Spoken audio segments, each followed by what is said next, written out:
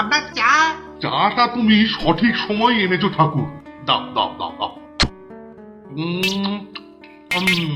আহা, খুব মেজাজি চা বানিয়েছো হে। এবার কেলটু আর নন্টে ফন্টেকে একবার ছট করে ডেকে দাও তো। ঠিক আছে বাবু, ঠিক আছে। 1 2 3 4 বাবু, আরে ও নন্টু বাবু, সুপারিনটেন্ডেন্ট সাহেব তোমাকে আর নন্টি বাবু আর ফন্টি বাবুকে ডাকতেছেন, খুব দরকার। ধুত তেরিকা, এই স্যার ডাকার আর সময় পেলেন না। এক্ষুনি চলেন, নয়তো পেটানি খেতে হবে। ঠিক আছে ঠাকুর, তুমি স্যারকে গিয়ে বলো আমরা এক্ষুনি গিয়ে দেখা করছি।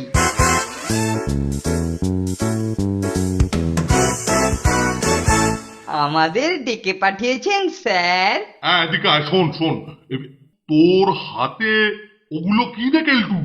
এইটা হলো ড্যাং আর এইটা হলো গুলি। আচ্ছা শোন শোন, সে না হয় পরে হবে, কোন আগে একটু হুলোর বাড়ি থেকে ঘুরে আসি। হুলো? সে আবার কে স্যার? হুলো? না না, বেড়াল নয় বেড়াল নয়, হুলো হলো গিয়ে আমার বন্ধু রে, মস্ত বড় লোক, ওর প্রচুর টাকা। আর জানিস তো কি মজা, ওর মাথাতে আমার চেয়েও একটা বড় টাক আছে। আমি তোদের যে জন্য ডেকেছি সে কথাটা তাহলে ভালো করে শোন। বলুন স্যার। আমার এই বন্ধু হুলো ওর গ্রামের বাড়িতে গৃহপ্রবেশ উপলক্ষে আমাকে আমন্ত্রণ জানিয়েছেন। তাই ভেবেছি ওখানে যখন যাবই তখন তোদেরকেও আমার সঙ্গে নিয়ে যাব। এই আমাদের হুলো হচ্ছে এই অনেকটা মানে জমিদার গোছের লোক, ওর অনেক জমি আছে, বিরাট বিরাট পুকুর আছে, পুকুরে বিরাট বড় বড় মাছ, হুলোর বিরাট বিরাট বাগানও আছে বেশ কয়েকটা।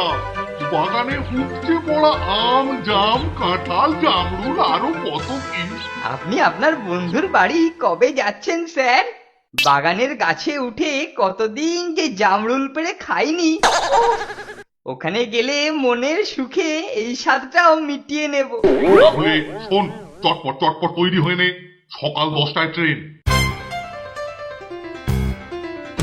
বুঝলি নন্টা ফন্টে, এই কদিন পুকুরের টাটকা টাটকা মাছ, টাটকা শাকসবজি আর বাগানের টাটকা টাটকা ফল খেয়ে বডিটাকে বেশ একেবারে তাজা করে নিতে হবে। তোমার ওই খাজা মাখা শরীর আর কোনোদিনও তাজা হবে না গো কেলটুদা, আমি সত্যি সত্যি বলছি।